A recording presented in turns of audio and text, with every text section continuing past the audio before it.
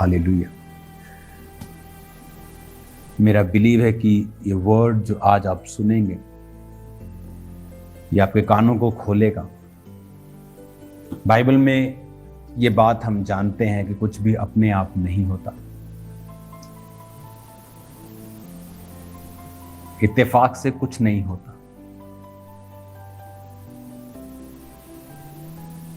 अगर आप बाइबल की डिटेल्स को पढ़ें, मैथमेटिकली अगर आप बाइबल को पढ़ें तो आपको बड़ा मजा आएगा पढ़ के। अब्राहम से दाऊद तक 14 पीढ़ी, दाऊद से बेबीलोन के बंदी तक 14 पीढ़ी, वहां से यीशु मसीह के जन्म तक 14 पीढ़ी। आप देखेंगे किस तरह से हम एक खुदावंद के द्वारा कंट्रोल्ड और मॉनिटर्ड वातावरण में रह रहे हैं। कहता खुदावंद धर्मियों को नित्य देखता है, उसकी पलकें उसको नित्य जांचती हैं। आप क्या सोचते हैं परमेश्वर को पता है, आप क्या करेंगे उसको पता है। आदम की रियल लाइफ परमेश्वर में ही थी। जब आदम परमेश्वर से दूर हुआ अपने पाप की वजह से, तो वो मर नहीं गया। 900 साल के ऊपर, 930 वर्ष के करीब होकर आदम मरा। इतने सैकड़ों साल परमेश्वर से गिरावट लेने के बाद भी वो जिया। तो जीना बहुत बड़ी बात नहीं है। परमेश्वर में जीना, लोग बोलते हैं कि चलो किसी शांत जगह पे चलते हैं जहां शांति हो। और वचन क्या कहता है? शांति, पीस, ये एक मेंटल चीज नहीं है। यहां दिमाग को बड़ी शांति मिल रही है।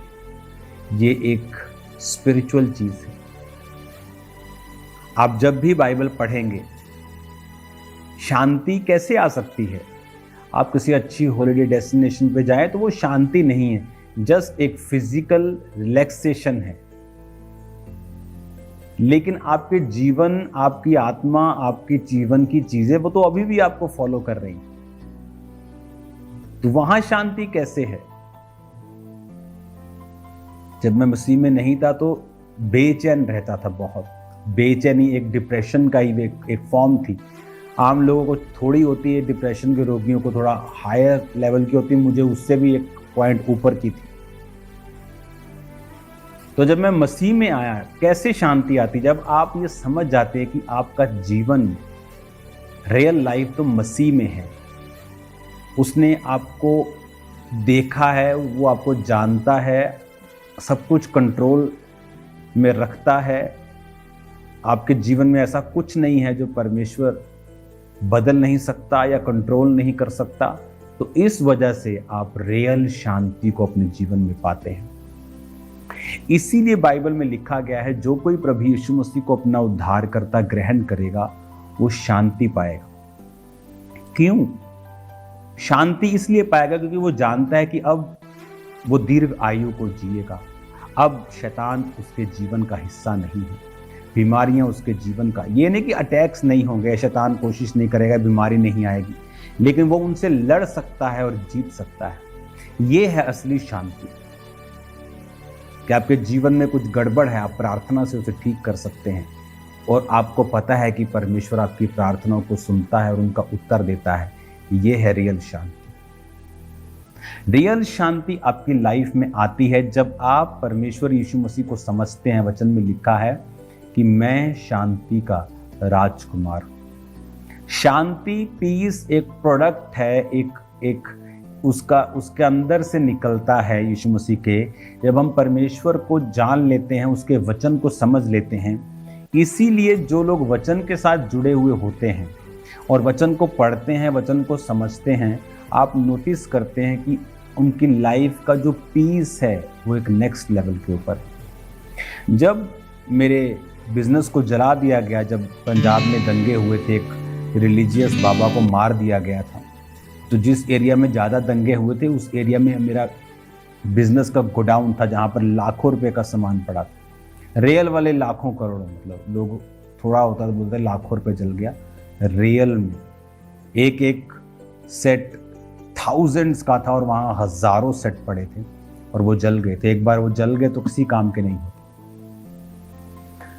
लेकिन वो शांति मुझे छोड़ के नहीं जा रही थी। क्यों? क्योंकि मेरी शांति अब दुनियावी वातावरण के ऊपर डिपेंड नहीं करती। एक बार एक व्यक्ति को बिजनेस फेलियर मिला और वो मेंटली अपसेट हो गया। तो उसकी वाइफ उसकी टेक केयर करने लगी, उसको खिलाना पिलाना, उसको रखना रखाव। तो उसकी वाइफ को एक बार किसी ने मैसेज किया कि यहाँ पर एक मीटिंग होगी, आप अपने हस्बैंड को लेके आओ, कोई क्रिश्चियन आने वाले मीटिंग करेंगे। तो वो जब अपने हस्बैंड को वहाँ पे लेके गई तो उसके हस्बैंड को परमेश्वर की आत्मा ने छुआ और वो ठीक हो गया। और जब वो ठीक हो गया चर्च में आने लगा, लेकिन बिजनेस रिस्टोर नहीं हुआ, सिर्फ ठीक हुआ। तो एक दिन पास्टर प्रीच कर रहे थे नमक के ऊपर, तो उसके दिल में आया कि मैं अपने पास्टर से बात करूं कि मुझे ये नमक का बिजनेस करना है, क्योंकि मेरा बिजनेस फेल हो गया, अब मैं कुछ नया करना चाहता हूं। तो मुझे ऐसा लगता है कि प्रभु नमक के बारे में जब पास्टर प्रचार कर रहे थे तो मुझे ऐसा लगा कि मुझे नमक का बिजनेस करना चाहिए।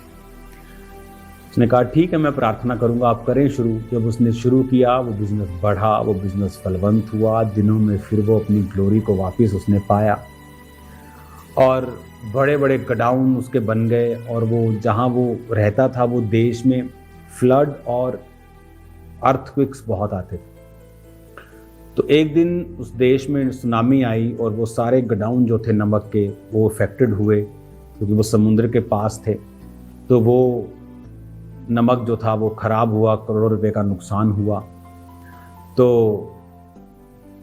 पास्टर को जब मालूम हुआ तो वो बहुत चिंता में चले गए कि वो भाई तो बीमारी इसलिए हुआ था, इस शॉक के कारण अब उसका फिर ऐसा हो गया, तो अभी वो क्या होगा। वो भागा भागा गया उसके गोडाउन की ओर। जब वो उसने जाके देखा तो वो परमेश्वर की स्तुति कर रहा था और धन्यवाद कर रहा था। और वो बड़ा हैरान हुआ कि यार तू परमेश्वर की स्तुति कर रहा है, मैं तो सोच रहा था कि तेरे को शौक न लग गया। तो उसने पास्टर को कहा कि सच्ची शांति मेरे जीवन में आ चुकी है। पहले मेरा बिजनेस गया लेकिन परमेश्वर नहीं था, लेकिन अब तो सिर्फ बिजनेस गया है, परमेश्वर जिसने मुझे दिया वो थोड़ी गया है। तो वो तो अभी भी मेरे साथ है, तो अगर वो मेरे साथ है मुझे वो फिर से दे देगा। और वैसा ही हुआ, परमेश्वर ने उसे फिर से फलवंत किया और वो मिनिस्ट्री का one of the most biggest supporter बना और उसने परमेश्वर के कामों को किया। अगर आपकी लाइफ में जीसस क्राइस्ट हैं, आपके हार्ट में, आपके लाइफ में हैं, तो पीस अपने आप आएगा। आपको मांगने की जरूरत, हाय शांति है नहीं मेरे जीवन च, मैं वहां चले जाऊं, मैं घूमने चले जाऊं। शांति तो अंदर की बात है। और ये जीसस क्राइस्ट को जब आप अपनी लाइफ देते हैं और परमेश्वर में जीवन बिताते हैं, अपने फाइनेंस के विषय में आपको सिक्योरिटी होती है कि परमेश्वर आपको संभालता है, वो आपको टलने नहीं देगा, वो आपके दुश्मनों को आप पर कब्जा नहीं करने देगा, वो आपकी सेहत को खराब नहीं होने देगा, वो आपके परिवार का ध्यान रखेगा, वो आपके वंश को प्राकर्मी बनाएगा।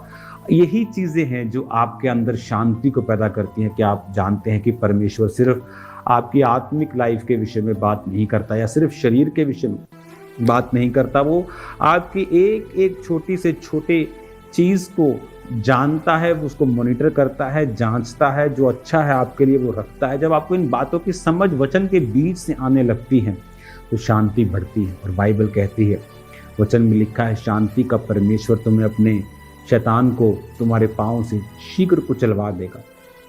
क्यों लिखा शांति का परमेश्वर? जब आपकी लाइफ में शांति होती है आप बड़े काम करते हैं। नूह के जैसा बड़ा काम इस दुनिया में किसी ने नहीं किया होगा। वो था जो सृष्टि को चलाने वाला बना बाद में। पहले जितने लोग थे सब मर गए फ्लड में। और नूह के नाम का मतलब क्या है? रेस्ट, शांति। जब आप शांति में होते हैं आप बड़े काम करते हैं। और शांति एक जितना छोटा और आम और जितना ज़्यादा सुना हुआ शब्द है, ये उतना ही मुश्किल भी है, क्योंकि शांति के लिए आपको परमेश्वर के वचन पर संपूर्ण भरोसा और उस पर टिके रहना पड़ता है। और जब ये आपके अंदर एक बार घर कर जाती है आप फिर बड़े काम करने पाते हैं। इसलिए परमेश्वर ने कहा था समुद्र को, जहाँ पर आंधी और तूफान था, कि शांत रहे और थम जा। हालेलुया। आज मैं ये जानता हूँ ये बात, अगर आप परमेश्वर को पुकारें, अपना जीवन उसको दें, उसके हिसाब से चलें, अपने जीवन के हर एक जगह, परिवार में, फाइनेंस में परमेश्वर के वचन को प्रथम स्थान दें, आप उस शांति को अपने जीवन और अपने उन सब स्थानों के ऊपर भी आता हुआ देखेंगे जहाँ पर प्रभु को आपने उसके वचन को प्रथम स्थान दिया है। हालेलुया। मेरा ये विश्वास है कि आप ये बात समझ गए होंगे कि शांति कोई बाहर की चीज़ नहीं है, या शालोम बोलने से इसका सारा नहीं आ जाएगी। ये आपको चलना पड़ेगा परमेश्वर के वर्ड के ऊपर, आपको ध्यान देना पड़ेगा परमेश्वर क्या चाहता है आपकी लाइफ में, उसका वचन क्या कहता है। आमीन। जब वो शांति एक बार हृदय में आती है, नूह का मतलब है रेस्ट। काम इतना बड़ा नाम क्या किया, रेस्ट। कैसी रेस्ट? एक स्पिरिचुअल रेस्ट। उसका मतलब ये नहीं आप प्रार्थना ना करें, काम ना करें। उसका मतलब है कि आप शांत हो चुके हैं, आपको पता है आपका परमेश्वर आपके संग है, आपको पता है आप इन मुसीबतों से पार आ जाएंगे, आपको पता है आप नेक्स्ट लेवल पे जा रहे हैं। God bless you all.